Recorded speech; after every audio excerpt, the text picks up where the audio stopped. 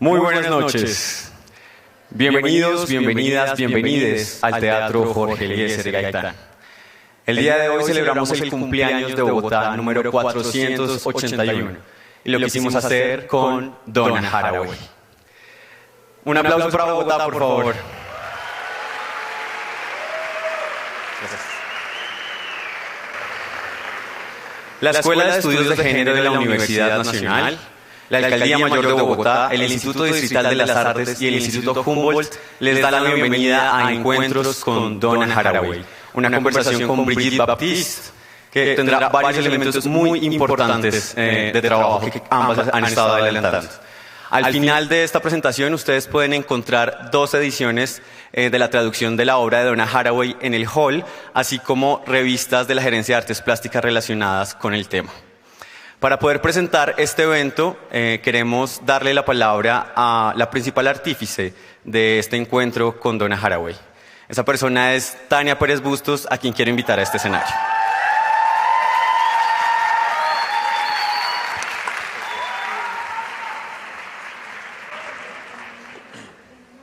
A todos.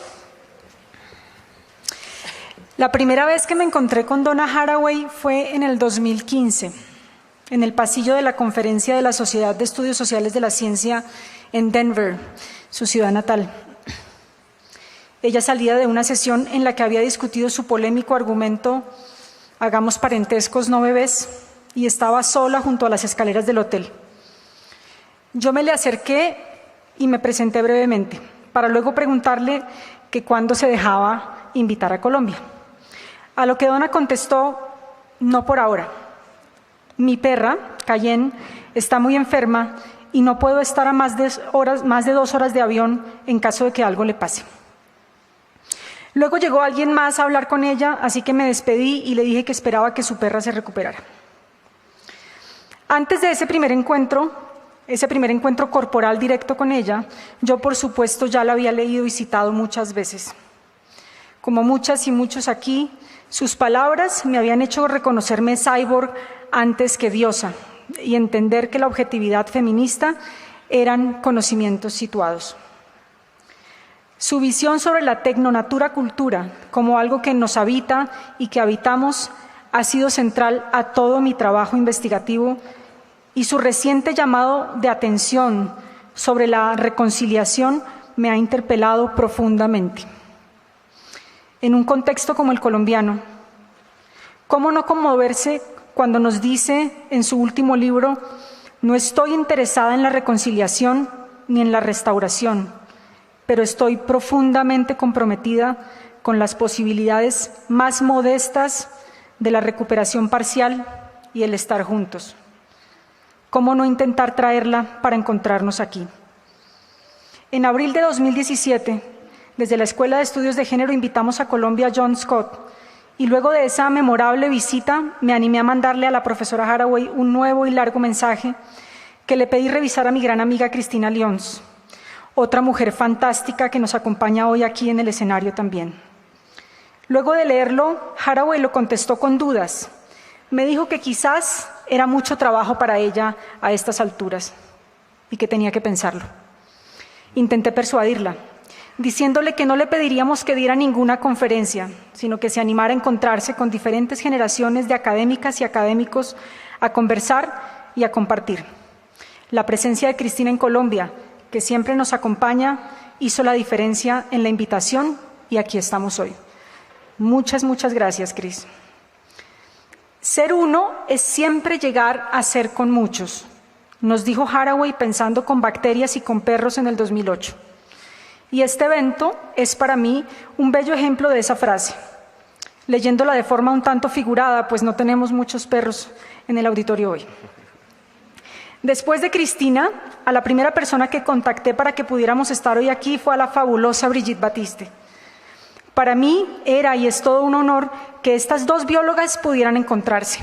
Me imaginaba a Brigitte con su voz de barítono interpelar a Haraway diciéndole, como en el 2017, se nos olvida que la función de la naturaleza es producir diferencia, y especulaba sobre cuál podría ser la respuesta de Donna. Generosa, como siempre, la directora del Instituto Humboldt aceptó acompañarme en esta aventura y entonces yo comencé a enredar otras relaciones para que esto fuera aún más posible. Y todo fluyó. El Departamento de Antropología de la Universidad Javeriana, mi antigua casa, se sumó y embarcó al Departamento de Estudios Culturales. Luego la Escuela de Ciencias Humanas de la Universidad del Rosario se unió al parche. Comenzamos a imaginarnos que esta visita podría estar compuesta por una serie de encuentros frescos en Bogotá y quizás en otras ciudades. Se sumaron entonces el Departamento de Antropología de la Universidad del Magdalena y el Departamento de Filosofía de la Universidad Industrial de Santander.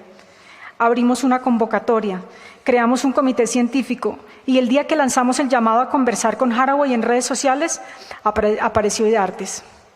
Ampliamos el comité científico, conseguimos un teatro, 5 auditorios universitarios, traducciones, pasajes, hoteles, viáticos, estudiantes generosos y brillantes que nos han apoyado en cada tarea grande y pequeñita.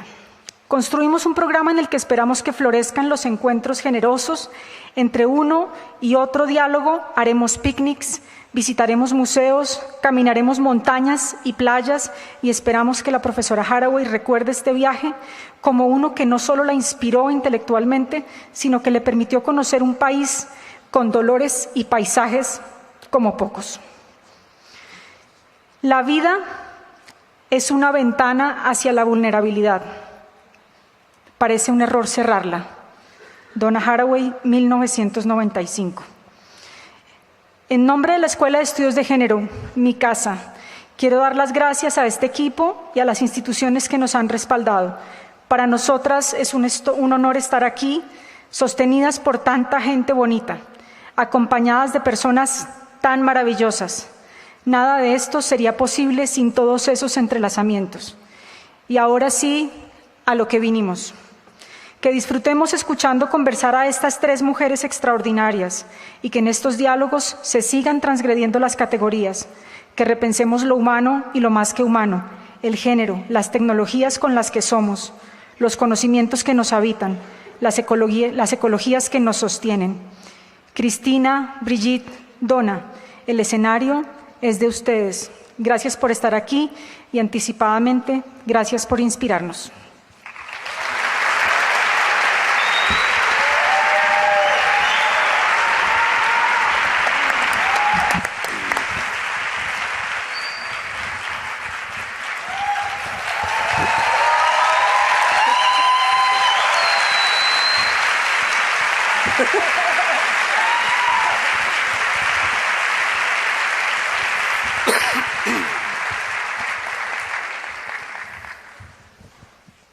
Bueno, buenas noches para todos y todas. Es realmente un honor estar acá con todos ustedes y también con estas mujeres, esas colegas.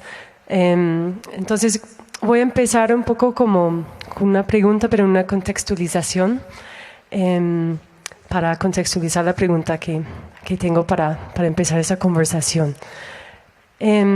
Brigitte ha estado al frente de una institución pública que intenta resolver conflictos socioambientales entre modelos de desarrollo, intereses sectoriales, disputas por acceso a recursos y construir conocimiento aplicado, lo cual implica estar siempre en medio de tensiones, especialmente en la actual coyuntura del país, donde vemos las crecientes tensiones entre las agendas nacionales desarrollistas, las autoridades municipales y las comunidades locales que están luchando para proteger su patrimonio ecológico y cultural frente a la intensificación del extractivismo y el desconocimiento de los derechos constitucionales a la participación y la autonomía municipal.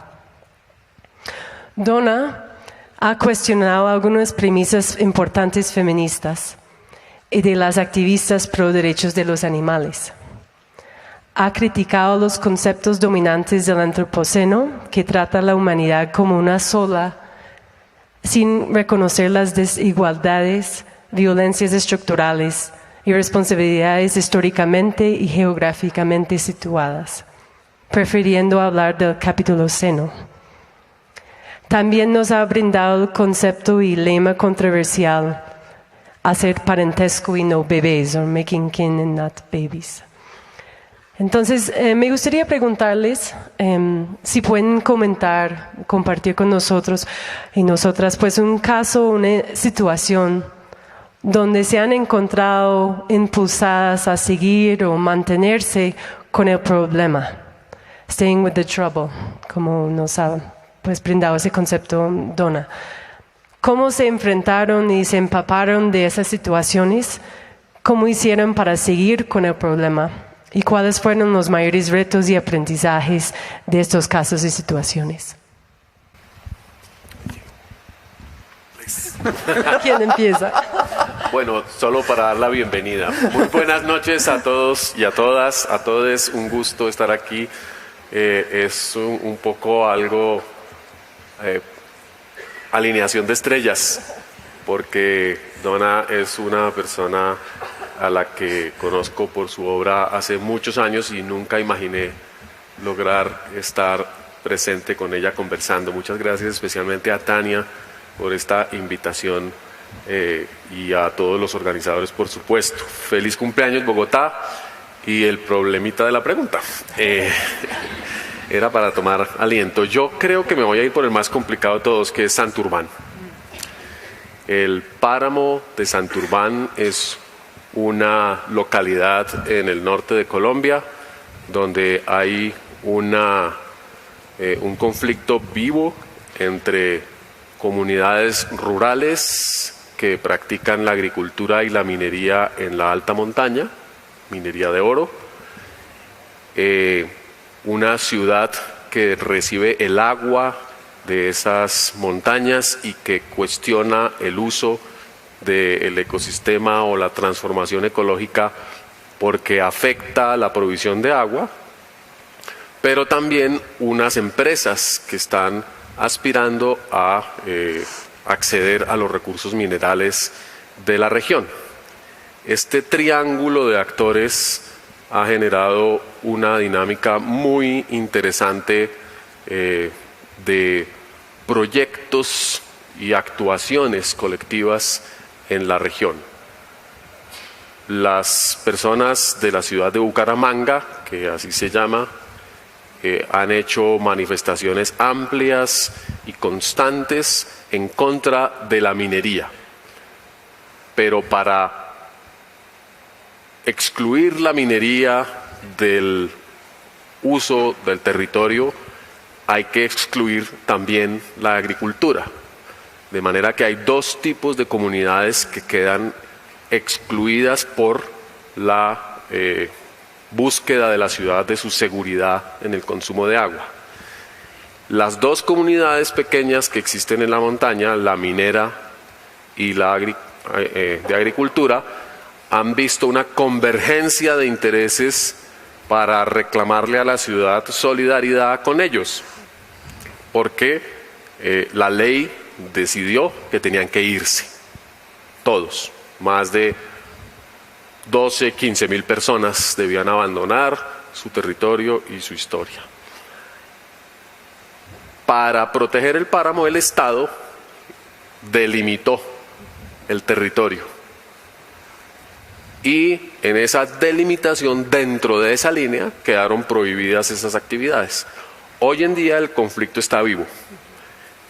El conflicto tiene ese componente central de nosotros aquí somos mineros desde hace 500 años y si no hacemos minería, ¿qué vamos a hacer? La otra comunidad, nosotros aquí hacemos agricultura y una agricultura muy destructiva del ecosistema, cebolla para el mercado de toda la costa, muy grande en escala. Si no producimos cebolla, ¿qué producimos? Y una empresa minera que aspira a un título para gran minería en una zona cercana. Y la ciudad que realmente está luchando contra la minería industrial y no contra las comunidades. Pero hay un juego de billar que está operando y en el cual los derechos de todos están siendo cuestionados. No se ha resuelto. Debe terminarse de resolver o avanzar hacia una etapa más, espero que más sencilla, hasta diciembre, en un proceso de diálogos y consultas que lleva más de 50.000 personas involucradas, porque toda la población circundante ha sido consultada en escenarios como este, grandes teatros, y hay un mandato de negociar la solución. Ese problema me parece que amerita quedarse.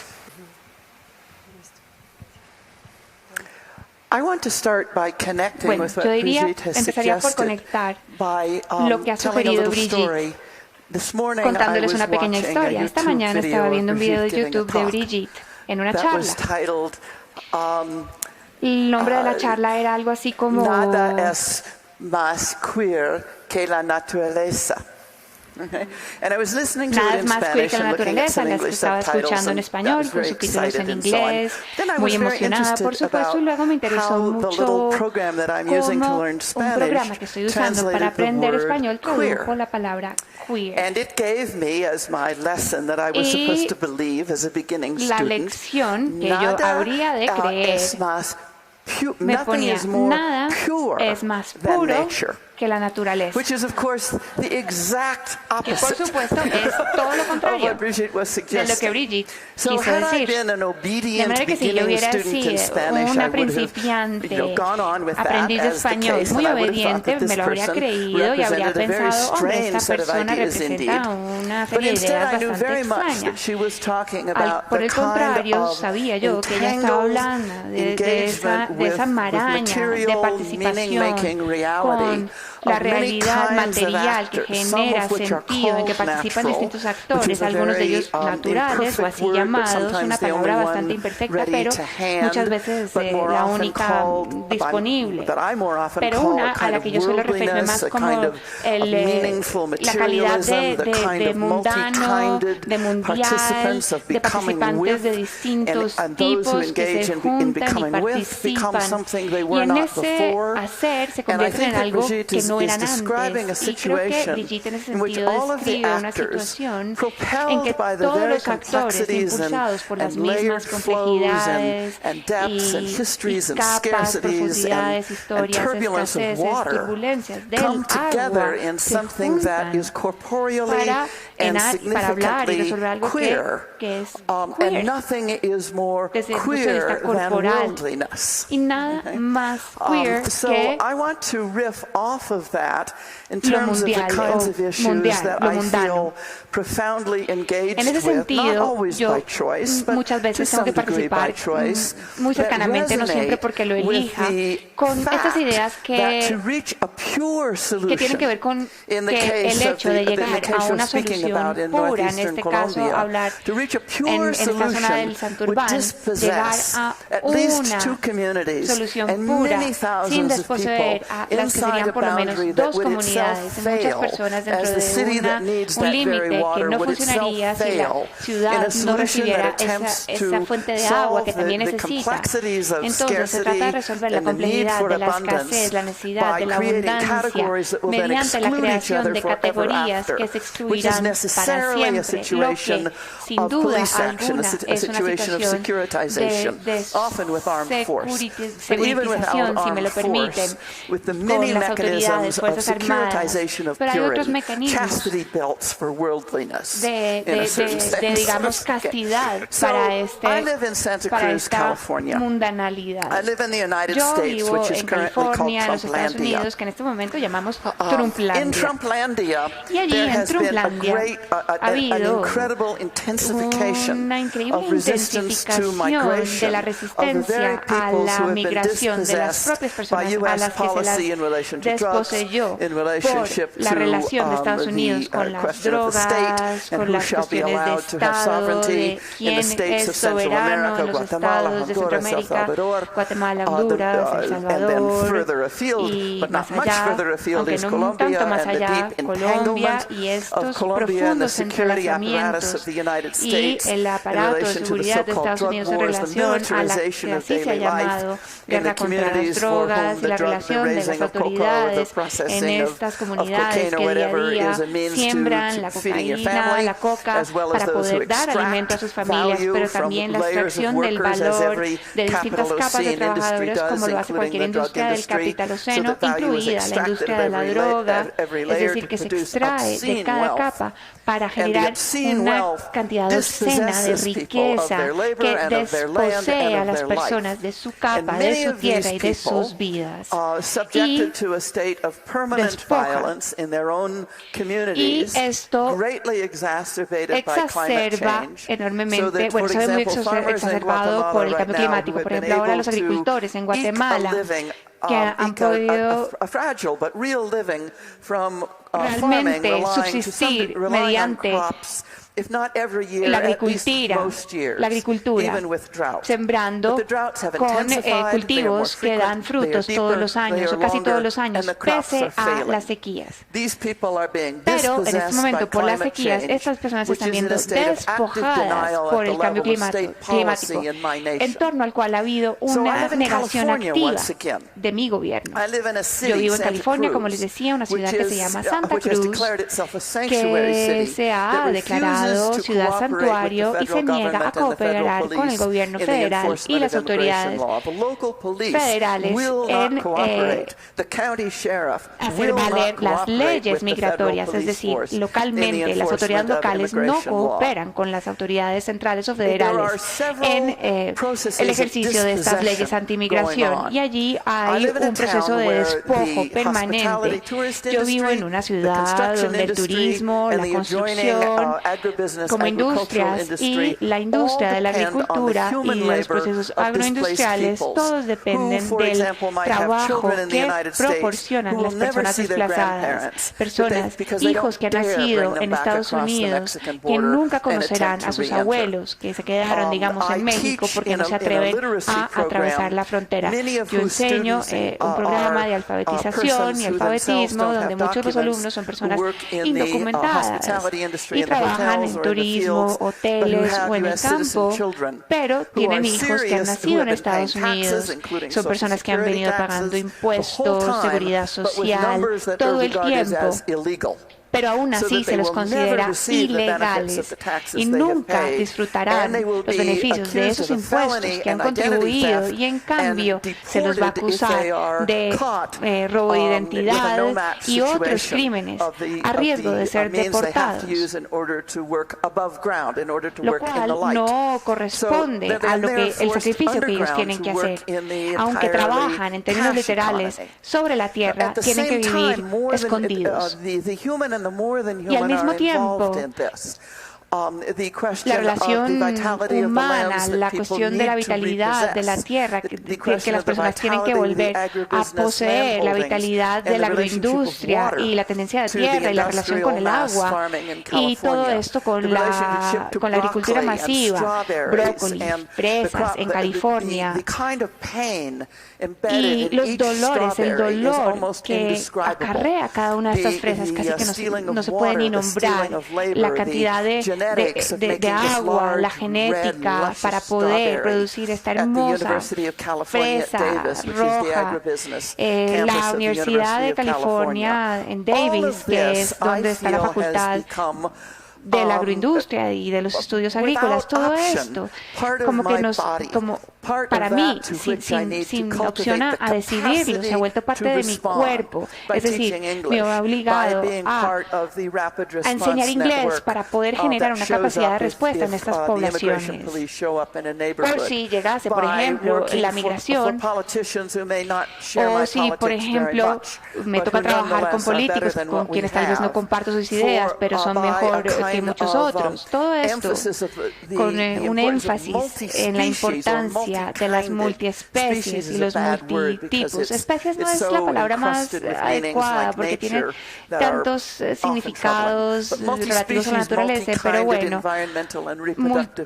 la justicia ambiental y reproductiva, multiespecie y multitipo, la continuidad de las generaciones y la despriorización del modelo americano heteronormativo de la familia y su reproducción excesiva que consume los recursos que hay en el mundo. la reproducción de los ricos y cómo extraen nuestros recursos, y la reproducción de las condiciones donde la capacidad de las personas de controlar su propia autonomía reproductiva se pierde, que además produce algunas prácticas reproductivas que a su vez van en contra de quienes las practican. Todo esto, para mí, tiene un cariz profundamente personal, y a eso me refiero con mantenerse con el problema. Quisiera comentar. Sí, por supuesto, la idea de la fresa lujuriosa y dolorosa se replica en Santurbán con la cebolla. La cebolla lujuriosa, porque no habría guiso sin cebolla, indudablemente. Pero es un objeto de deseo importantísimo que nadie está dispuesto a sacrificar. Las amas de casa, esa entidad curiosa con la que nos venden muchas cosas, dicen que la cebolla gruesita es la única buena y que puede no ser orgánica, puede haber causado mucha destrucción ambiental o incluso haber envenenado el agua de otros, pero esos otros están muy lejos, esos otros no están en contacto, no me llaman por teléfono, no sé quiénes son. Y por tanto, ese dolor me es ajeno. My onions. My onions. Sí. Y creo que estamos en una situación muy similar en la cual la conexión entre la bacteria del suelo, la vida del páramo o la vida de las montañas en el sur de California está realmente siendo sacrificada constantemente, y con ello hay un dominó, una cadena, una cascada de destrucción en la cual a veces surgen pequeñas islas, digamos, de esperanza o de serenidad, pero que en general continúan siendo una tendencia, una trayectoria de degradación y destrucción. Y eso indudablemente requiere una construcción de una conciencia distinta y una conciencia completamente alejada de la noción de pureza. Y la traducción errónea sobre la pureza y el vínculo que estamos haciendo a menudo entre pureza, naturaleza, feminidad, bondad, es tremendamente perverso, porque impulsa la simplificación de lo que realmente sucede en el universo, que es el continuo entrelazamiento de fuerzas y la producción constante de diversidad. Insistir en que vamos a delimitar el páramo y en la pureza del ecosistema allá en la montaña, sagrado incluso porque se conecta con las estrellas, tiene unos efectos perversos tremendamente difíciles de cuestionar. Y además porque el objeto original era que la minería corporativa no se desarrollara, y la minería corporativa quedó por fuera del debate, porque quedó por fuera de la cerca. Pues yo tengo una siguiente pregunta, yo creo un poco inspirada en ambas, pero particularmente en una reciente entrevista que pues hizo Bridget, donde ella dijo que se encontró teniendo que, entre comillas, volverse más realista en su aproximación al gobierno en la última década.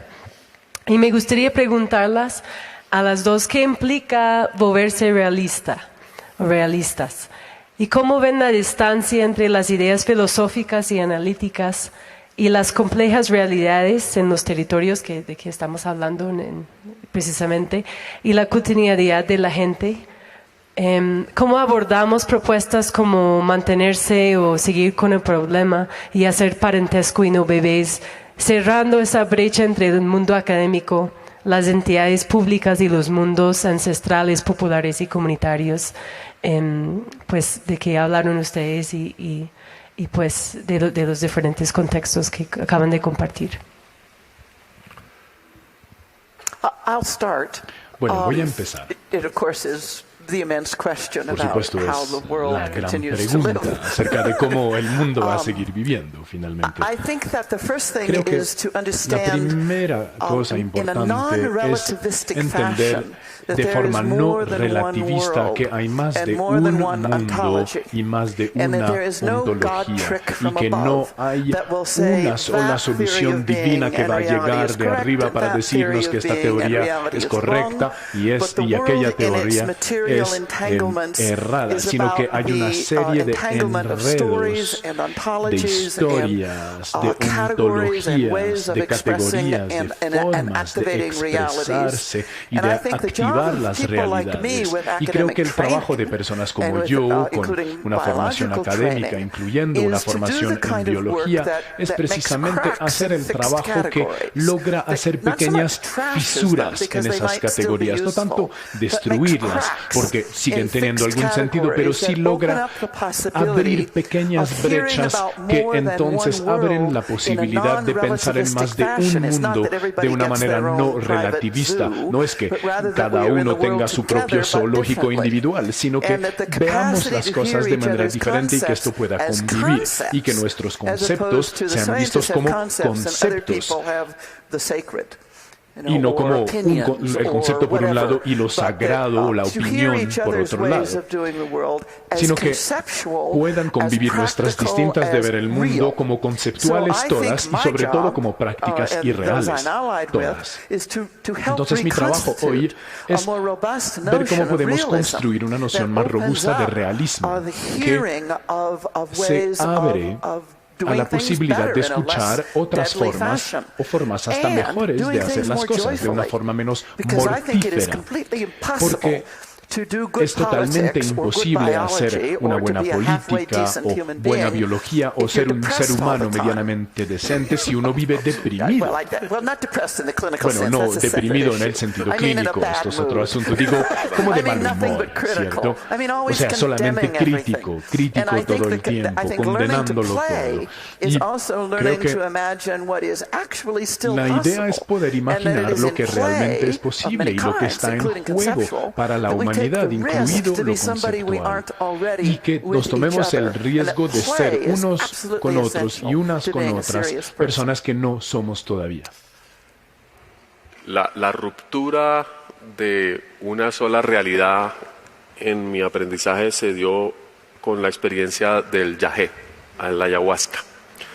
Gracias a las comunidades cofanes del Putumayo tuve la oportunidad de tener un par de experiencias con ellos, pero un diálogo muy largo, en el cual, por supuesto, la realidad que ellos construyen y que escogen para definir su capacidad de vivir y de gozar el mundo es intraducible. Es completamente una experiencia neuronal independiente. Y que por supuesto es condenada por una parte de la ciencia contemporánea, porque es una alienación de los sentidos. No lo considero así, no soy adicta al yagé, no. Pero sí pienso que el dinero opera igual en otros grupos de interés. Constituye una especie pues ya sabemos que es como una droga, pero un fluido que define las cualidades de la realidad y define las cualidades del relacionamiento, del placer y de la situación personal ahí. Y por tanto operan siempre en relación con ese lenguaje monetizado, crematístico, como dice el profesor Martínez Alier, de la equivalencia de goces con oro. Pero indudablemente ninguna de las dos experiencias es universal, ninguna de las dos experiencias es totalitaria, ninguna de las dos experiencias es suficiente. Lo es parcialmente satisfactoria, y de ahí que yo diga que mi experiencia con el gobierno implica un nivel de realidad, porque hay un modelo, una narrativa de la realidad construida a través de la historia que llega a nuestro sistema particular de democracia imperfecta que tenemos en este momento. Y no se puede negar, simplemente no puedo decirle al Estado o a los representantes del gobierno que sus ideas no funcionan, que su manera de tratar de manejar el mundo está equivocada, porque no existe ese juez superior dirimiendo la cualidad de la administración del mundo, y eso implica unas conexiones comunicativas particulares, que es donde tal vez radica la debilidad de la civilización actual, un problema comunicativo profundo de modelos de mundo, no solamente en contraste, sino en algunos casos tremendamente incompatibles.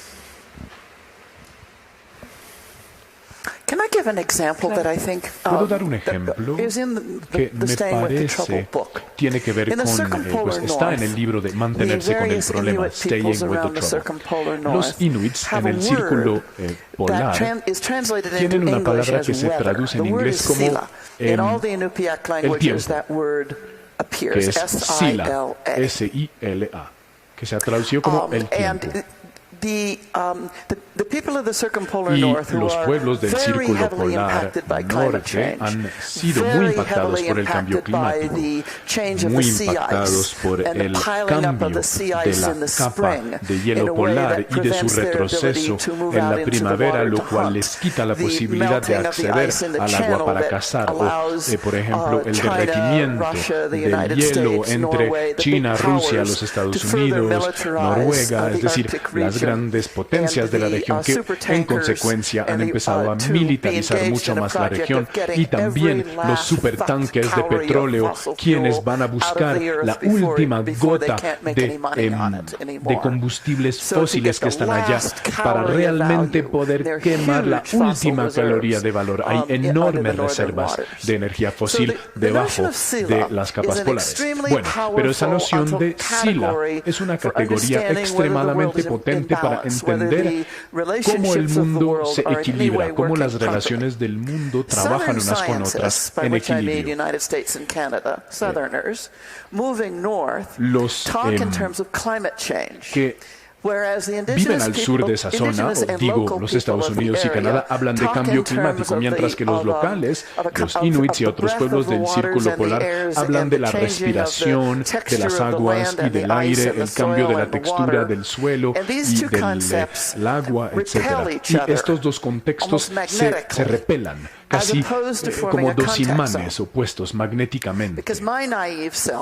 Porque, a ver, yo y muchos otros actores sienten que lo que debe pasar es que los hablantes de la lengua del cambio climático, o sea, Estados Unidos y Canadá, y los hablantes de la lengua del concepto del Sila, lleguen a compartir una misma preocupación con la evolución del Círculo Polar Ártico. Y lastimosamente no lo han logrado, porque esa visión del Sila para los antropólogos y científicos canadienses y estadounidenses no sirve.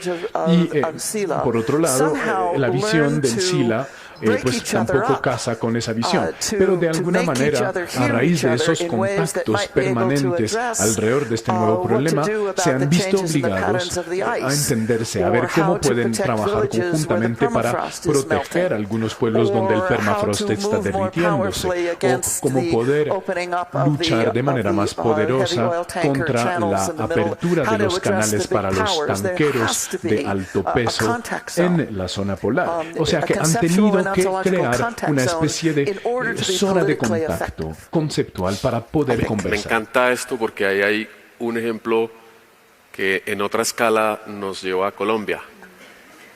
Tenemos petróleo, nunca en grandísimas cantidades. Y la pregunta es si extraer la última gota de petróleo en Colombia, que yo lo he dicho, es equivalente a extraer la última gota de petróleo en el planeta. Si tiene el mismo contenido y la misma carga de responsabilidad, o crea las mismas oportunidades de conexiones y de negociación por el bienestar colectivo.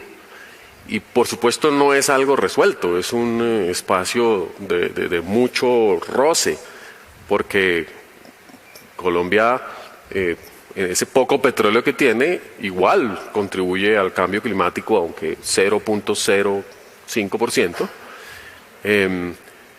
y no ha contribuido hasta ahora suficientemente con el bienestar de los colombianos, que es el contenido de dolor que nos impulsa a exigir mayor justicia ambiental. Es decir, pues tal vez estamos en mejor capacidad de construir sostenibilidad y de hacer la transición energética, pero necesitamos gestos profundos de voluntad para poder trabajar juntos. Pues me gustaría, pensando en este zona de contacto que nos menciona Donna, algunos conceptos que han emergido ahí precisamente y por el lado más de esas empresas e industrias de que estamos hablando, petrolera y minera o agroindustrial. ¿Qué opinan ustedes sobre las ideas de emprendimiento sostenible o una idea de extracción responsable, por ejemplo? O sea, por un lado, ¿cuáles transformaciones en las prácticas dominantes económicas e industriales ven posibles con ese tipo de uso de los conceptos juntos, que pueden ser conceptos que parecen inconmensurables o controversiales? Y por otro lado, pues, ¿cuáles son los riesgos o nuevos riesgos que ven para el medio ambiente, las comunidades locales y la vida en los territorios con el uso de estos términos o pues esos términos juntados, pues? Entonces, esa es una pregunta. Y también como tal vez cuáles transformaciones ven posibles o alternativas proponen para superar ese tipo de extractivismo voraz en los diferentes contextos. Well, I don't think it can be done with a kind of planetary overview. No creo que se pueda hacer con una visión planetaria. Creo que se debe hacer de manera diferente en cada lugar y debe involucrarse grandes empresas y una alianza luego multinacional, o sea, los canadienses con los chinos, algunas plantas energéticas que se comprometen a reducir su uso de carbón, etc. O sea que depende mucho del lugar. Y hay un concepto interesante que se llama la transición justa, que dice que el tipo de trabajo que se puede hacer se está haciendo y se está haciendo de manera muy poderosa de parte de los defensores del agua, los defensores de la transición justa, la coalición por el agua en la nación Navajo, en Utah y Arizona. Y la transición justa dice que los trabajos de una planta o de una mina de carbón, los de transportadores, los trabajadores técnicos, etcétera, los trabajadores, los puestos de trabajo que son los únicos puestos disponibles para una comunidad porque no hay nada más, deben ser tomados en cuenta y hay que construir un plan de transición para que las empresas que quieran invertir en energía solar lo puedan hacer. En este caso, para la nación Navajo, es una energía solar distribuida que pueda llegar a comunidades que viven aisladas en una pequeña casa y no en una comunidad concentrada, porque pues, estas comunidades quieren vivir de formas muy distintas. Entonces, se debe pensar en una posible transición a partir de la gran dependencia de los combustibles fósiles o incluso de algunas energías renovables como el agua, pero con los daños que esto causa con las represas. Es decir, tomar todo esto en cuenta y ver cómo se puede construir un compromiso compartido a nivel comunitario, de las empresas, del gobierno. Por ejemplo, en mi país, que conozco mejor, en los Estados Unidos, la que se llama energía sostenible, es decir, energía solar, eólica y hidroelectricidad, es al parecer muy interesante, pero en realidad ya la está dominando el capitalismo. La industria del carbón es claramente una industria de combustible fósil que ha recibido un subsidio exagerado de parte de Donald Trump, al igual que la industria del gas natural, lo cual implica a su vez la práctica del fracking. Y pues obviamente los que utilizan gas natural defienden esta práctica porque dice que se quema de manera más lenta y produce menos gases de efecto invernadero, etc. Pero en realidad hay grandes conflictos alrededor de estas distintas opciones y creo que tiene mucho sentido para la zona donde yo vivo, el condado de Monterrey, donde hay una reserva enorme de gas y el fracking para buscar este gas natural implica una perturbación enorme del sistema de los acuíferos y esto hoy es una pelea política considerable. Y para esto, para entender mejor estas dinámicas hay que saber quiénes son las partes interesadas, quiénes están en juego, cuáles son las comunidades interesadas y entonces a partir de esto, ¿qué transición justa se puede proponer? ¿Qué es exactamente el trabajo que usted está haciendo? Es decir, ¿qué es una transición justa? Porque creo que todo el mundo sabe, incluso nuestros peores enemigos, que la situación actual no se puede mantener por 50 años más y seguramente por mucho menos que esto. Y mucha gente ha sido muy explícita con su intención de sacarle la mayor cantidad de dinero posible a estas industrias de los combustibles fósiles, pero sabemos todos y todas que tenemos muy poco tiempo realmente hasta que los recursos sean tan escasos que el sistema tendrá que colapsar. Entonces, a medida que nos volvemos menos ingenuos sobre lo que nos cuenta el sistema y estos grupos más poderosos, vamos a poder entenderlos mejor y así trabajar conectados localmente con las personas que realmente están tomando esto en serio.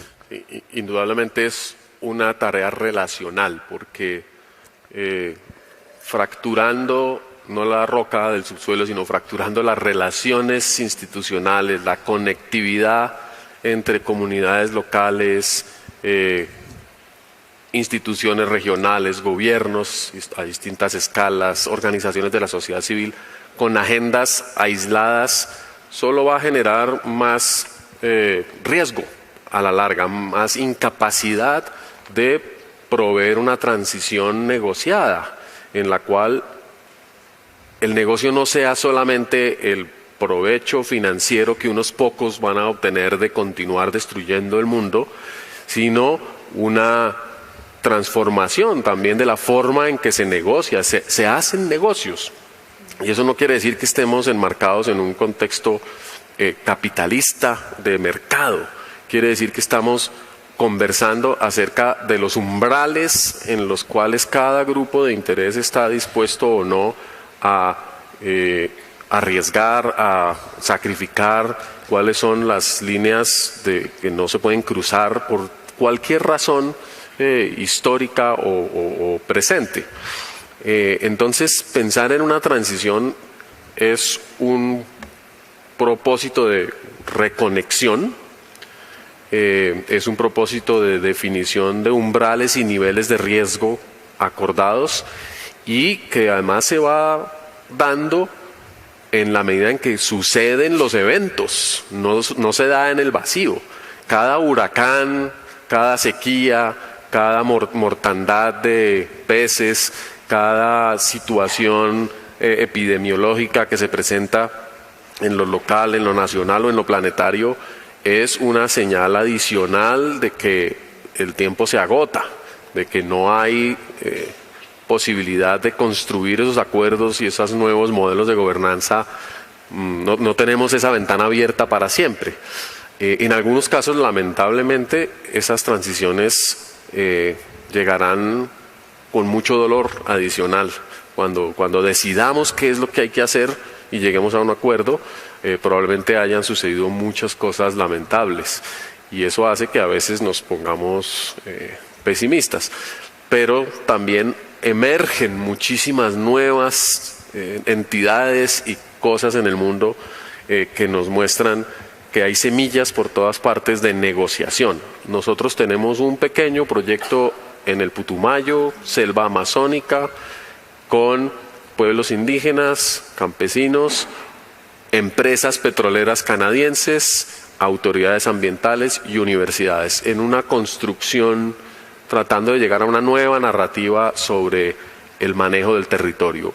Por lo menos ahí hay una zona de contacto que podemos explorar y desarrollar hacia el futuro, y ojalá que eso pudiera hacerse en muchas otras partes y con muchos otros actores.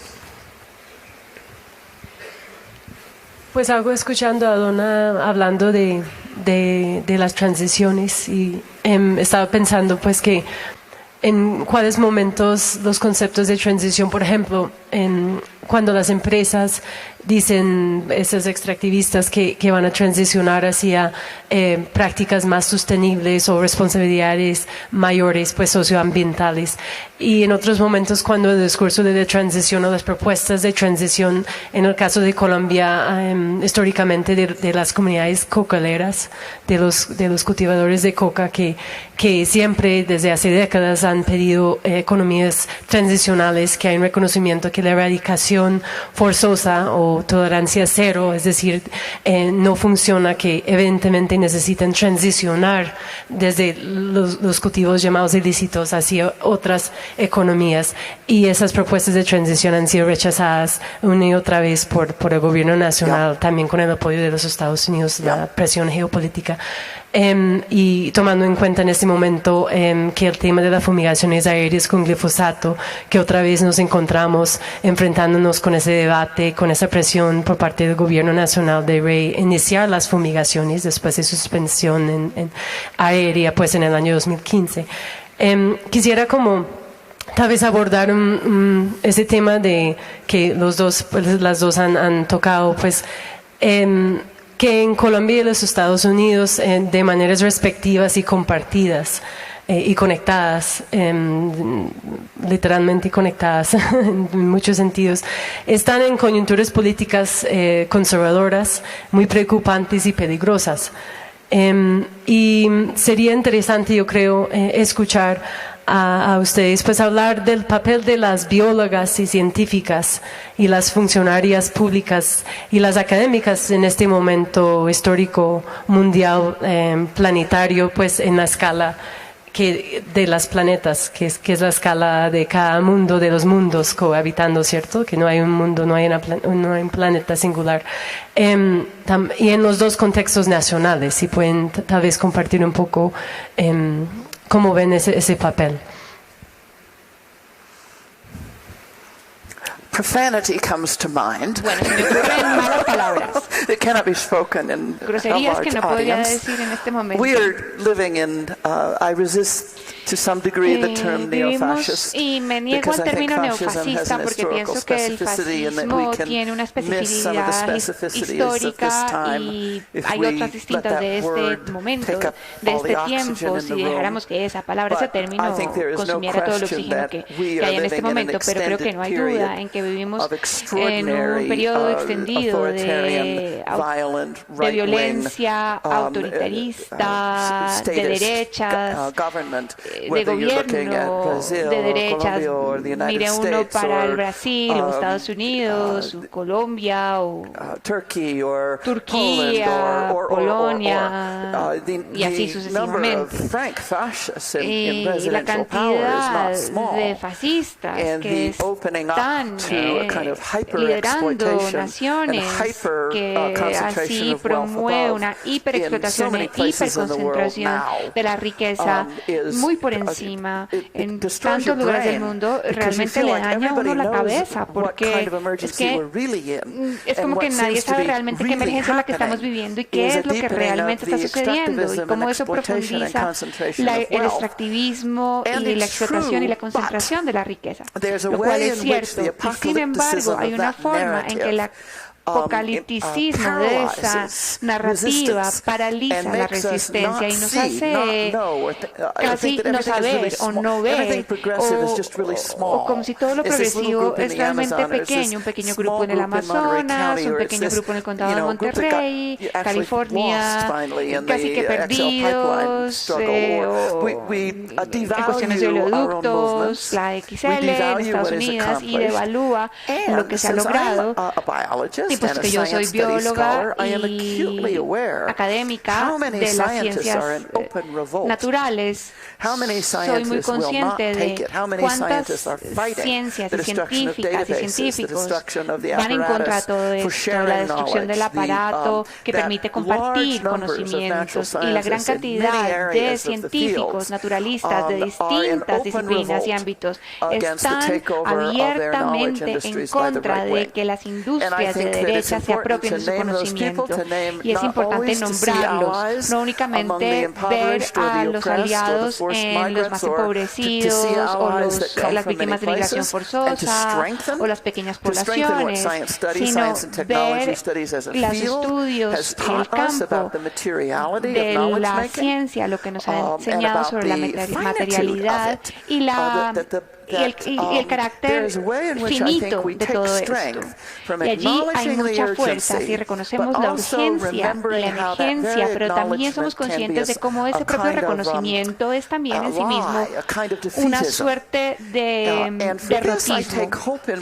Y así es como yo encuentro esperanza en la biología de muchas formas, incluida el sentido de los orígenes de los pequeños caminantes, bichos en el mundo, de afinidades químicas, trofismos, ese deseo incandescente del contacto que trae junto a las moléculas, que la sensualidad, la lujuria del tropismo, esta afinidad química que se hace a través del deseo, que no es un concepto literario lejano, sino más bien un concepto profundamente biológico. Y muchos de los biólogos y biólogas con quienes trabajo, de quienes soy amiga, a quienes leo, están muy conscientes de las complejidades, la relacionalidad y las propias prácticas del amor como una práctica del conocimiento sin ninguna pena o vergüenza.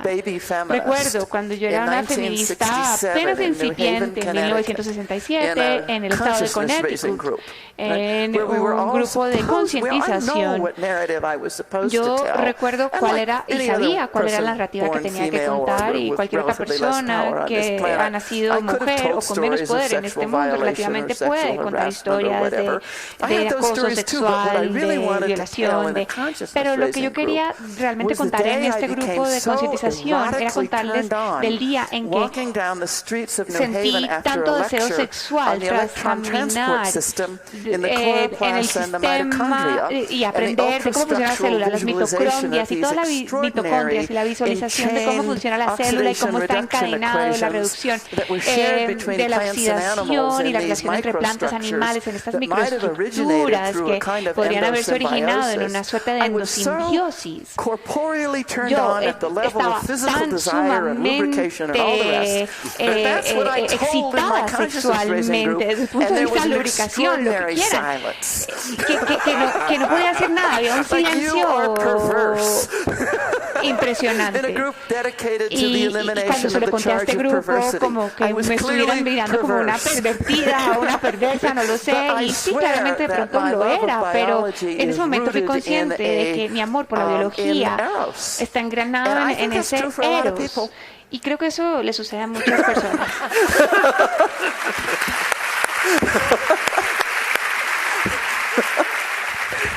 No, yo sí soy pura.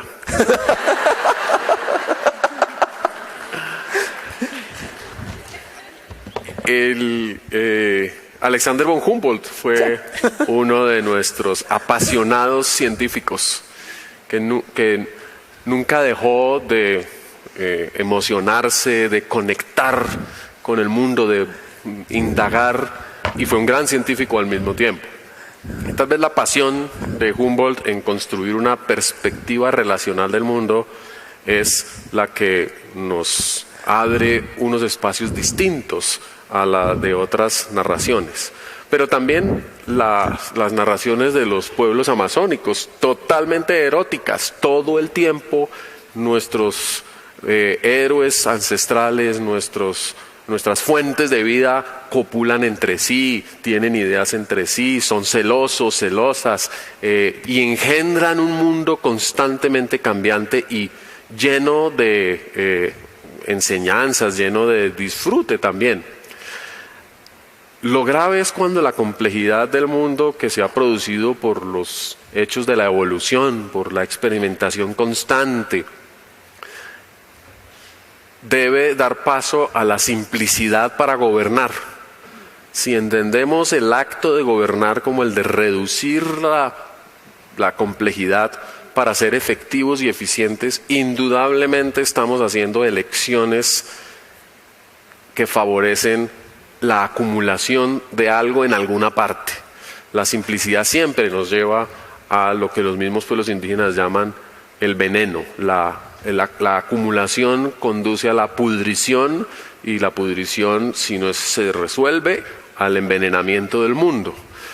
Nos parece una metáfora, pero realmente estamos hablando de ecología.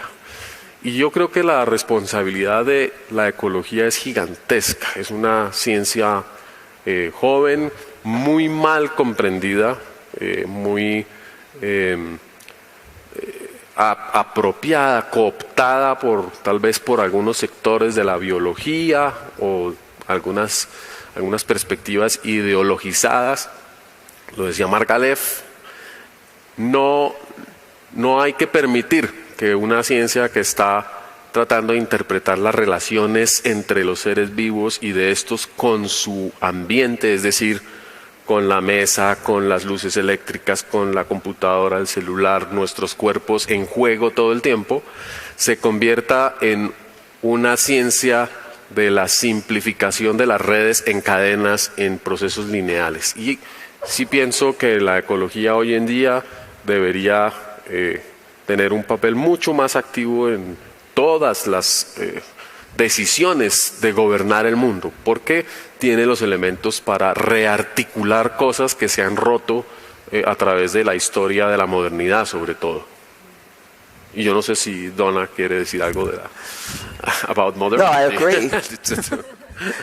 I agree that Estoy de acuerdo. Pienso que la ecología es una de las ciencias que tiene la capacidad y tantos puntos de conexión, de adjuntar otras líneas de conectividad. Pienso también que la ecología es, desde el punto de vista biológico, tiene con sus distintos modos de trabajo de campo, mediciones, desarrollos teóricos, prueba de modelos, y yo respeto muchísimo las distintas disciplinas porque pueden saber algo y no saberlo todo.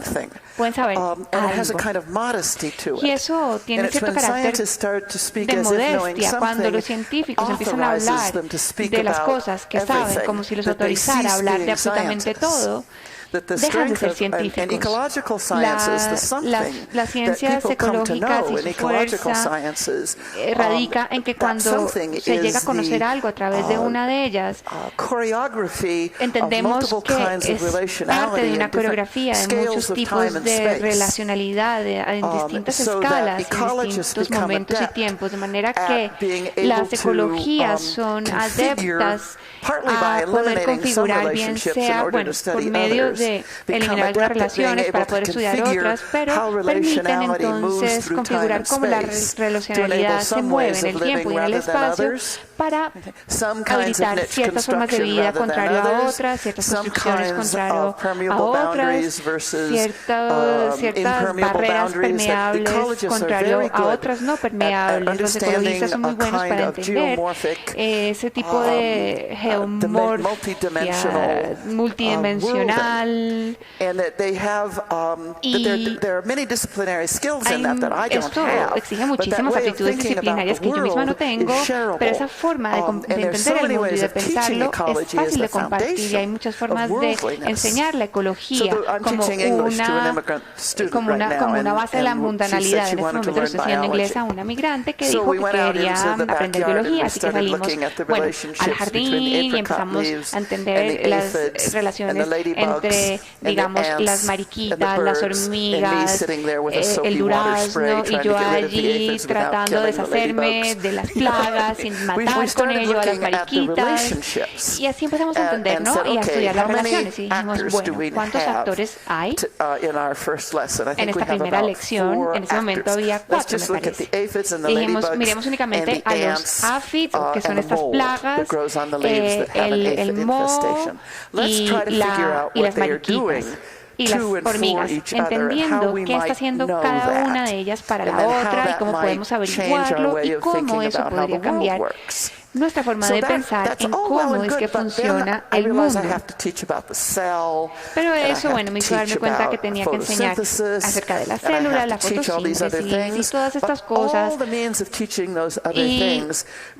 cómo al enseñar todas esas cosas estamos reforzando una especie de pensamiento categórico que no quiero entender, que no quiero enseñar, pero no quisiera presentar esa complejidad desde el comienzo, o mejor dicho, no sé cómo enseñarla bien desde el comienzo. No sé cómo hacerlo y siento que me toca hacer daño antes de llegar a esa complejidad.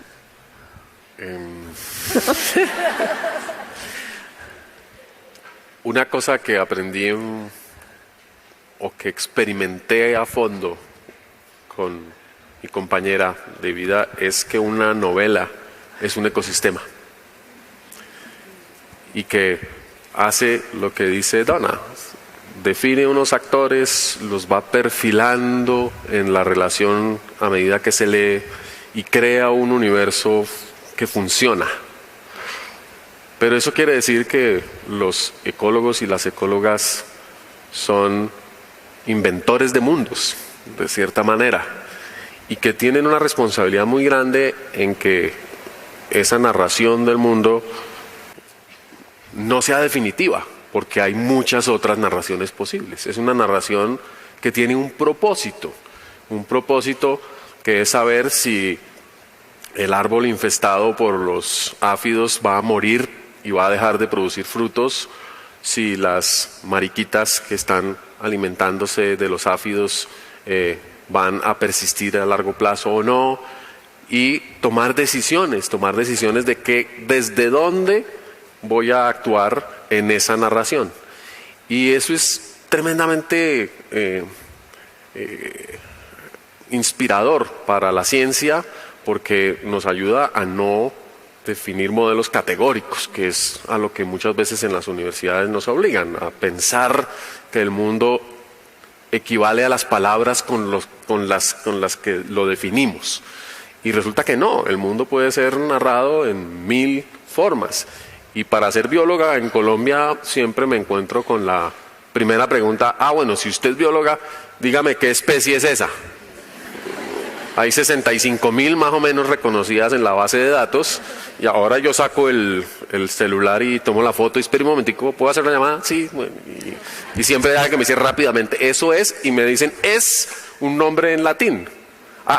Y si yo digo el nombre en latín, todo el mundo dice, sí es bióloga, sí sabe. Sí sabe. Must be official. Yeah. Ya, claro, ya es oficial. Y pues ahí es donde la ecología se convierte en una herramienta heurística con un poder impresionante de desplegar posibilidades y darnos a entender que vivir en ciudades es lo que hacemos los humanos, pero que esa narración urbana puede ser extremadamente apasionada y rica en términos de las relaciones de los actores. Podemos invitar a las aves a vivir en la ciudad, podemos invitar a nuestros compañeros y compañeras no humanos o más que humanos, o algo que vamos a hablar seguramente ahora, a compartir nuestra vida y en ese sentido llenarla de alegría, llenarla de amor, llenarla de felicidad. Pues cuando hablamos de la agencia o el papel o la influencia político o política de los no humanos, o en vez de lo humano, o más que el humano, como hemos hablado de varios términos, diferentes términos, o lo que ciertos mundos llaman naturaleza, medio ambiente y recursos, y otros seres familiares, antepasados, espíritus y otras cosas. ¿De qué estamos hablando en términos más concretos? O sea, ¿cómo entender la relación entre estos seres o la, entre comillas, naturaleza y la política y lo político para ustedes? ¿Cómo ven eso? Voy a empezar con una historia para provocar a Donna, porque aquí ya empezamos a tener problemas categóricos, y es el caso del oso Chucho, que esta semana se está definiendo en una audiencia pública en las Cortes en Colombia. El oso Chucho nació en cautiverio en una estación biológica en el sur del país. Es un oso de anteojos. El oso Chucho fue transferido a un zoológico en una ciudad donde creció durante los años que tiene, básicamente 20 años, hasta que el zoológico dijo que no podía hacerse cargo más del oso, no había condiciones, y lo transfirió a su vez a un zoológico en Barranquilla, un tercer zoológico. El acto fue demandado porque violaba los derechos del oso a tener una vida feliz, a tener una vida apropiada a su condición osuna. La pregunta de la Corte a los participantes en la audiencia, y se las transfiero a ustedes porque no está resuelta, es: ¿cuál es esa cualidad osuna que debemos solidariamente proteger? ¿Es el habeas corpus que se interpuso para liberar al oso de prisión? ¿Es el llamado a liberar el oso en medio de la naturaleza, a lo cual el mismo oso contrató a un abogado para evitar, porque indudablemente no está acostumbrado ni sobreviviría en las condiciones silvestres a las que les toca? Pero por supuesto tampoco quiere ser un ciudadano normal que le toque subir en Transmilenio, hace todo eso, porque también es un elemento de tortura. Entonces, ¿dónde radica el bienestar osuno?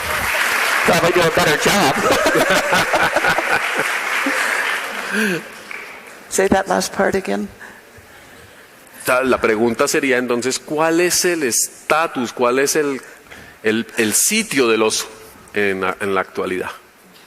Well, it'd be interesting to see if we do have a kind of friction on this. I think there's an original no sé si crime, and it was the tengamos ahí crime of un having desacuerdo. captured Creo the que bear hay in the first un place. crimen original, que es And el de there haber are capturado el consequences oso. for having committed this crime. Y hay And they are the consecuencias por consequences esto. of Y responsibility to that bear, not bareness in general.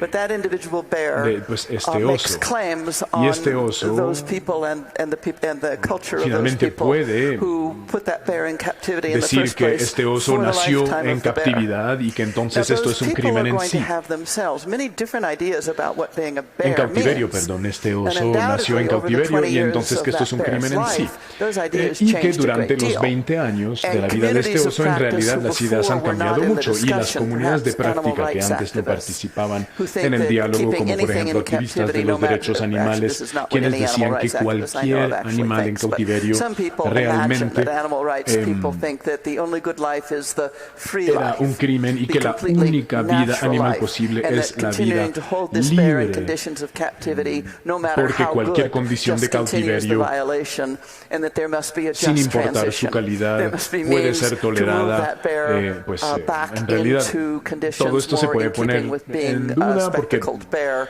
que in the podrían ser ecozone buenas in which condiciones de those bears transición para belong. que un oso pueda vivir en condiciones naturales cuando the creció material en means to cautiverio, do that digamos. Pero might be entonces, claro, extremely expensive. That los medios medios materiales para hacer esta transición pueden ser extremadamente costosos. Tal vez en el páramo donde vivía o pues viven otros osos de anteojos tiene actividades mineras, entonces no puede volver a ese lugar, o que ese oso no está acostumbrado a vivir con otros osos, o que tal vez hay comunidades humanas demasiado cerca.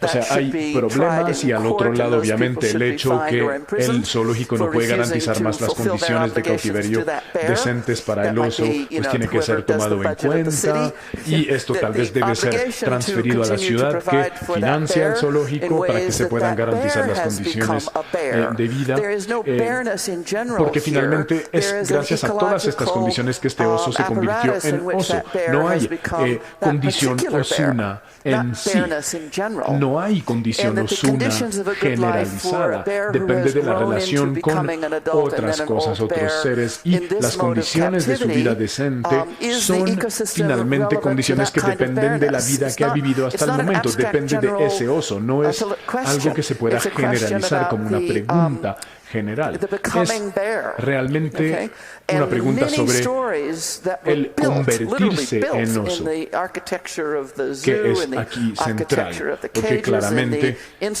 las condiciones de vida del oso en su jaula, las condiciones en las cuales se le toma muestras de sangre, se le da comida, etcétera, implican que este oso es en su condición osuna con todo esto.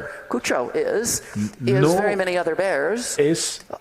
un oso como todos los otros. Chucho es un oso que no ha vivido en la naturaleza, nunca se ha alimentado con lo que comían tal vez sus ancestros.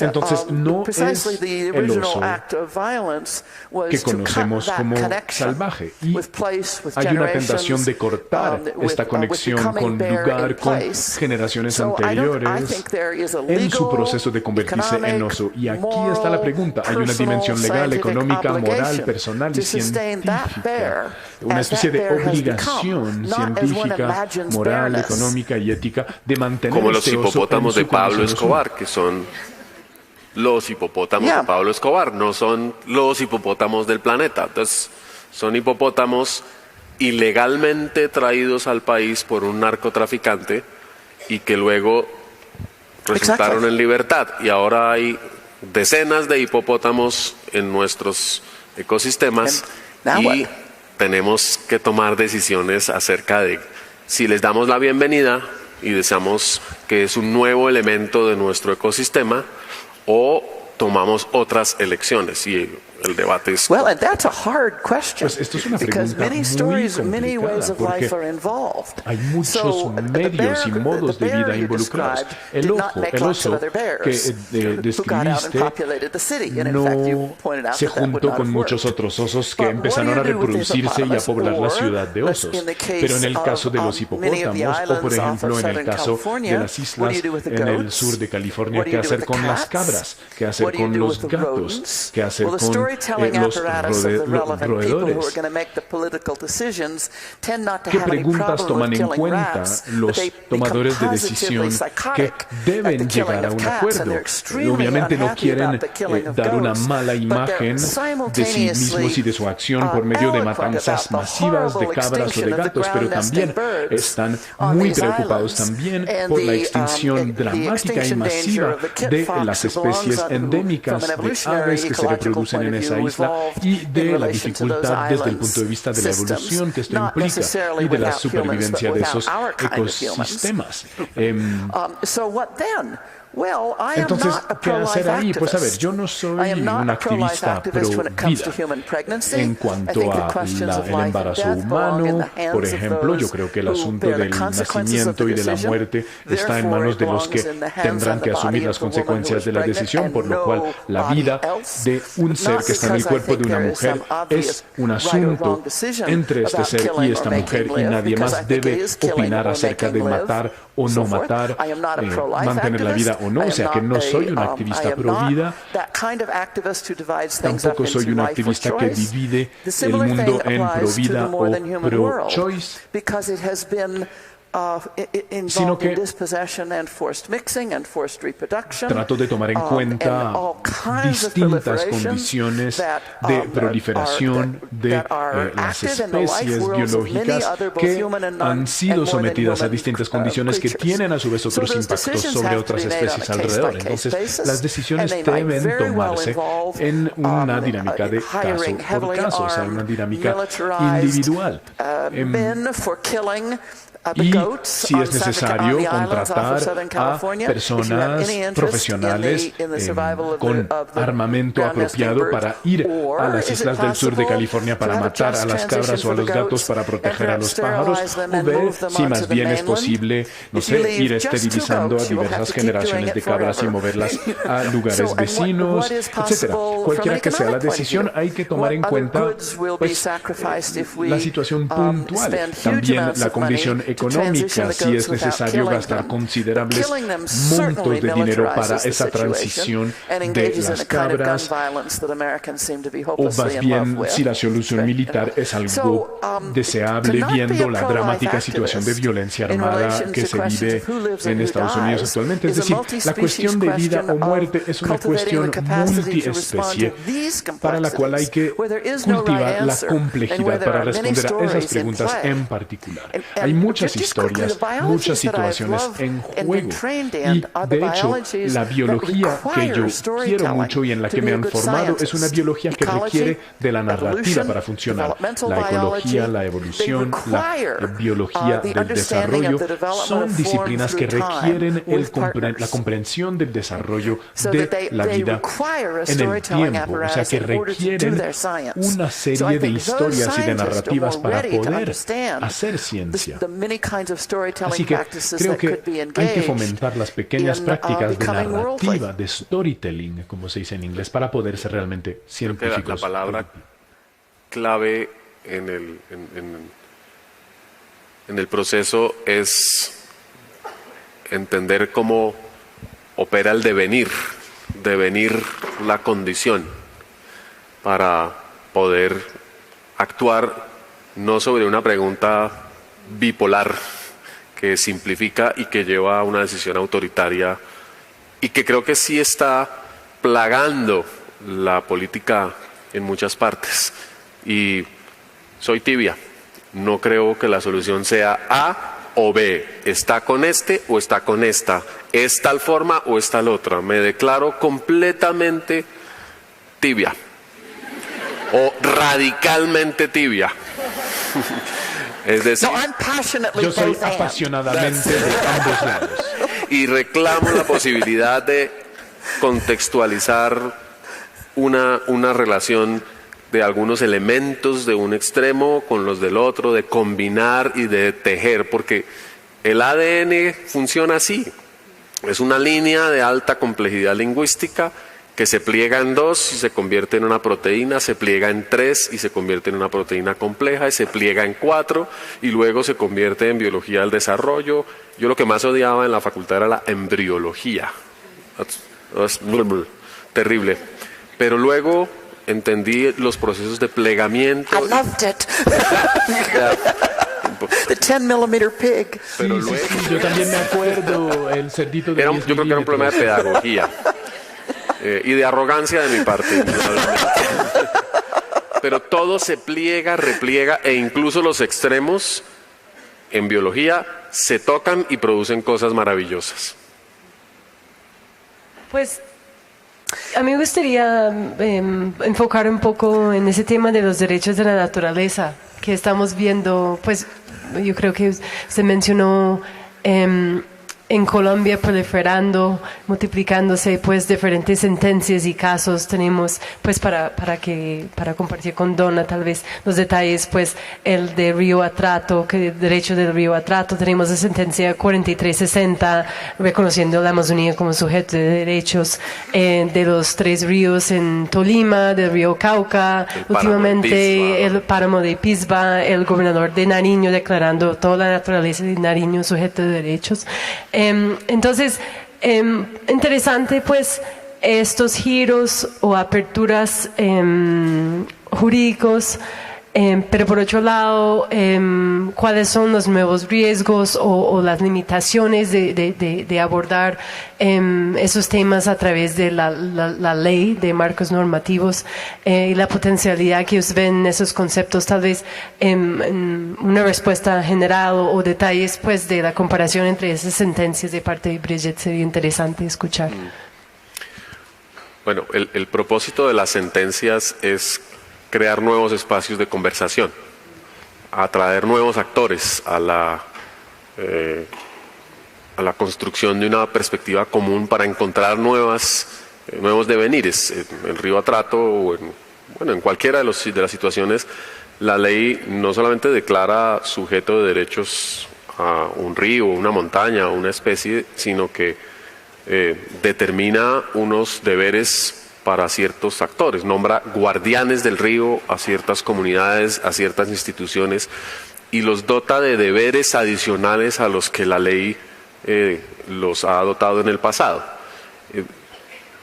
Construye nuevos ámbitos para que se desarrolle esa discusión y provee unos instrumentos operativos para que el derecho realmente se ponga en práctica. No es una declaración retórica como estamos acostumbrados a veces en las normas, es una declaración que promueve una innovación institucional, pero tiene una limitación importante y es que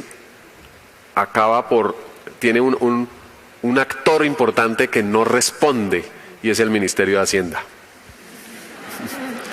Porque construir diálogos adicionales y convocar espacios adicionales requiere un esfuerzo importante, requiere cambiar rutinas, requiere posicionar personas en sitios, requiere viajes, requiere los espacios de la conversación para que el derecho se convierta en algo real. Y pues en un país donde hay tantas prioridades, decir que vamos a invertir recursos en poner a conversar a los guardianes del río parece un despropósito.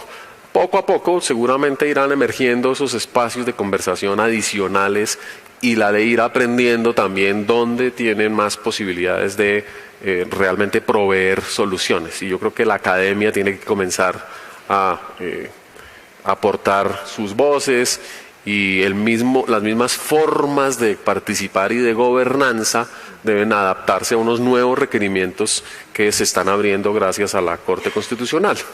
Yeah. And to implement those decisions. Exacto, implementar esas decisiones Creo que nos preocupamos mucho por el concepto de los derechos desde lo filosófico y nos preocupamos demasiado por la parte como negativa y más bien olvidamos la parte positiva. Nos preocupamos mucho por la categoría de los derechos y olvidamos que la designación de un río como una montaña, como sujeto de derechos, significa que tienen un estatus en la Corte. Y pueden realmente entrar en argumentos legales y pueden abogar por su bienestar, su protección, su restauración, o lo que sea, por la protección de las personas que dependen de estos recursos y que, aunque no puedan estar físicamente presentes en la Corte, pueden realmente, tienen un papel, un estatus en la ley. La categoría del acoso sexual, que es una categoría muy imperfecta y tiene muchísimos problemas, fue inventada para tener una posición clara ante la ley. Y creo que fue Crenshaw que contaba que las mujeres negras como negras y como mujeres no tenían posición o estatus ante la ley porque como eran miembros de ambas categorías se veían excluidas de cualquier decisión de justicia y que para tener un estatus como mujeres negras se necesitaba todo un trabajo judicial y pedagógico para que se pueda tener una conversación abierta y también decisiones de justicia abiertas que les permitan actuar realmente. Pero entonces, tomar acción sin tener los recursos para aplicarla es un despropósito. Y también el tema de las entidades, las montañas, los ríos, etc., es un prerequisito esencial para luego llevar a cabo acciones de seguimiento. No es es solamente el ámbito de acción, sino que nos permite tomar o, digamos, hacer solicitudes financieras. Por ejemplo, las corporaciones que son personas jurídicas ante la ley tuvieron que ser sometidas a una especie de lucha para que realmente sean reconocidas como personas jurídicas, para que así puedan tener acceso a los financiamientos que requieren. Entonces, ¿por qué? Si las corporaciones o las empresas lo han hecho, no lo pueden hacer entonces las entidades naturales. Me parece perfectamente normal. Entonces creo que el asunto de los derechos de la naturaleza es un concepto, digamos, incómodo filosóficamente. Y aunque me sienta incómoda, me digo a mí misma que debo realmente reconocerlo porque sirve mucho para abrir el camino hacia el empoderamiento y la protección de los humanos y no humanos en su conversión mundana. Yo creo que uno de los temas importantes es en términos de la especificidad de cada de estas sentencias, ¿cierto? Su historia, su emergencia, la participación de las comunidades en estos lugares que terminan siendo protegidos, o ecosistemas, ecologías, o las relaciones socioecológicas. Y ahí es donde uno tiene que mirar bien, yo creo, para la sustancia o la implementación, el nivel de participación de las comunidades, que es muy distinto en los diferentes casos, y los conceptos de las comunidades que pueden ser muy distintos a los derechos de la naturaleza, o definitivamente van a ser diferentes a este concepto. Y el nivel, claro, exactamente. Y la distancia muchas veces entre la justicia y los magistrados o los tribunales y estas comunidades que viven, mueren, defienden estos sitios que terminan siendo pues protegidos. Es algo importante mirar esos detalles. Yo creo que esa es la llamada, ¿cierto?, que nos estás haciendo, Donna, y también Bridget. Pero yo quería tal vez, mirando la hora, retomar un poco lo que, Donna, nos compartiste acerca de tus experiencias en New Haven, Connecticut, como feminista, dijiste bebé o principiante, para preguntarles si pueden compartir un poco qué ha implicado el feminismo en sus prácticas laborales, intelectuales y activistas. O sea, que sería interesante escuchar sobre eso. Bueno, para mí el feminismo ha implicado fundamentalmente la posibilidad de ser. El feminismo es una reflexión sobre la ausencia de naturalidad o capacidad de invención de la naturalidad que tenemos las personas. El feminismo, en la medida en que reclama una posición histórica para las mujeres, para quienes han sido persistentemente relegadas de los espacios, de las decisiones, de los derechos, permite que todas las personas, todas las condiciones que comparten esa condición puedan alzarse y reclamar su existencia y su derecho. Por tanto, el feminismo es probablemente el mensaje más liberador que tiene la humanidad hasta el presente. Es la manera de reconocer que nos hacemos a nosotras mismas, algunas como mujeres, todas como personas.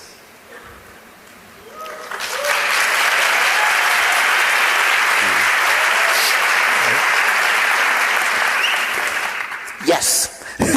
Thank you. So, before I do that, though, I want to say one more little thing about the previous topic. And that is, I had a student who developed a concept I have found very useful, which is the burden of impossible proof, the burden de la imposibilidad de la prueba. You're required to reach a certain standard Es decir, se exige que uno alcance cierto estándar de evidencias, documentación, argumentación, la carga de aquella prueba que no se puede obtener, muchas veces la implementación.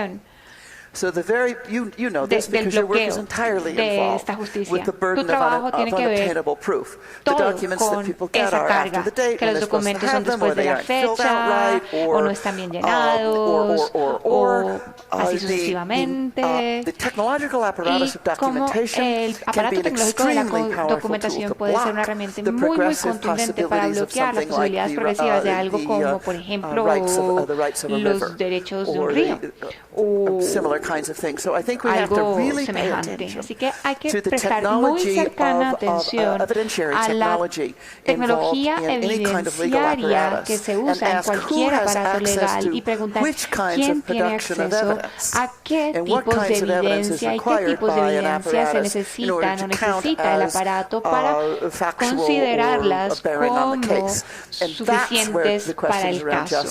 Y esto tiene también que ver con la justicia, y es allí donde reside la verdadera justicia. Es la carga de esa prueba tan difícil de obtener, es algo que se me queda siempre que pienso en esto. Ahora, volviendo al feminismo, por ejemplo, en los estudios científicos durante años, bueno, los estudios científicos son feministas y todo lo demás es parte de ello como una relación subsidiaria. La principal categoría es el feminismo y todo lo demás se alimenta de las leches del feminismo. Olviden, bueno, esa metáfora, por favor. Aunque, bueno, una amiga y yo que enseñamos un curso que se llamaba Calvin y Hobbes acerca de las reglas religiosas en los siglos XVII y XVIII, y decidimos que iríamos a una carnicería y a comprar distintas pechugas de animales y que los pondríamos en la clase y le diríamos a los alumnos, aliméntense. Y eso, bueno, fue una pedagogía, no sé, una fantasía vengativa de los maestros que no debe tomarse en serio. Volviendo al otro, el feminismo es un esfuerzo profundamente y movimiento profundamente feminista, tentacular, que se conecta con muchos otros movimientos de mundanalidad y reconstrucción del mundo en esa capacidad. Y el feminismo es particularmente fuerte para personas como nosotros, como yo, sin duda, en cuanto a que sí tiene una relación especial con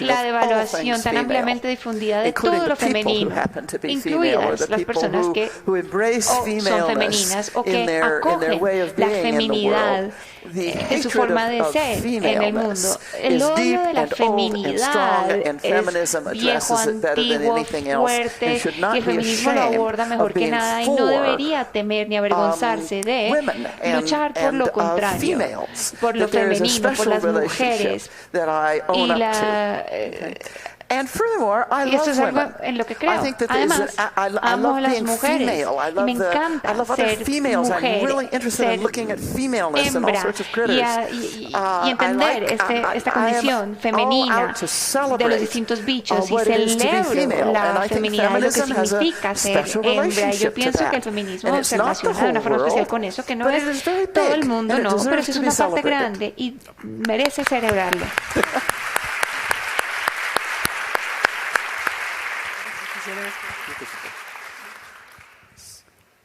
Definitivamente la feminidad es una perspectiva de gozar el mundo, y eso es totalmente necesario en este momento, volver a gozar el mundo, a sentirlo y, como decía Donna, a construir una relación erótica con el mundo, una relación vibrante.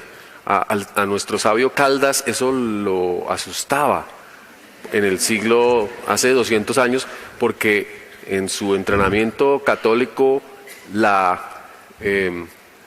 inmensa riqueza biológica, la lujuria de las selvas, el calor, la humedad, le parecían amenazantes, eran demasiado provocadores, y como en la vorágine también eran la naturaleza en femenino queriendo devorarse su racionalidad. Y esto es una representación clásica en la historia de la ciencia, pero la perspectiva de un mundo femenino es realmente gozosa. Y creo que la masculinidad tiene toda la posibilidad de reconectar con el mundo de esa manera. Yeah. And it's impossible even to begin to talk about sí, these subjects y es imposible siquiera empezar a hablar de estos temas sin hablar de algo que sale cuando hablamos de la decadencia, la lujuria, que también es tiene un factor racial, y la racialización, si me lo permiten, del aparato que junta la raza y el sexo de formas tan profundas y tan desiguales, y que le chupan todas sus características y le chupa la vitalidad, la capacidad de generación, y destruye ese valor de formas muy contundentes. Esa es una forma de explicar la industria esclavista del Atlántico, de la trata de esclavos, que le sucedió también, bueno, los esclavos, a las plantas, ese rompimiento de la producción, reproducción. Pienso que las feministas en particular, los heterosexuales, han criticado muy abiertamente esto. En el día de ayer, un tuitero dijo que cuando a mí me diera cáncer de próstata entendería que no podía dejar de ser hombre. Y no pasa nada porque mi próstata es muy femenina.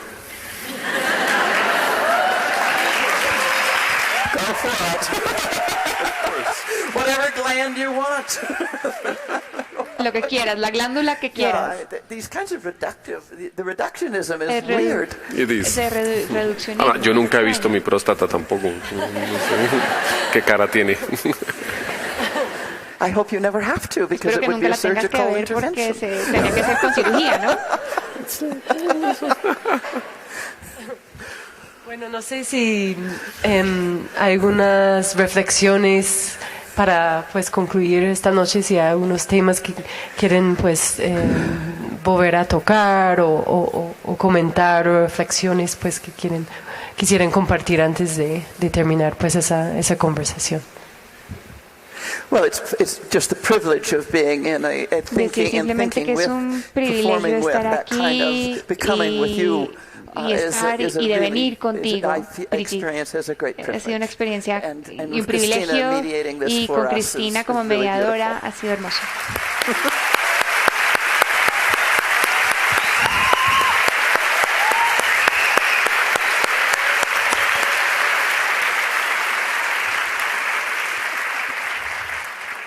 Por supuesto, el privilegio es absolutamente nuestro de tenerla, y el goce de conversar. Maravilloso. Muchas gracias, Donna. De nada.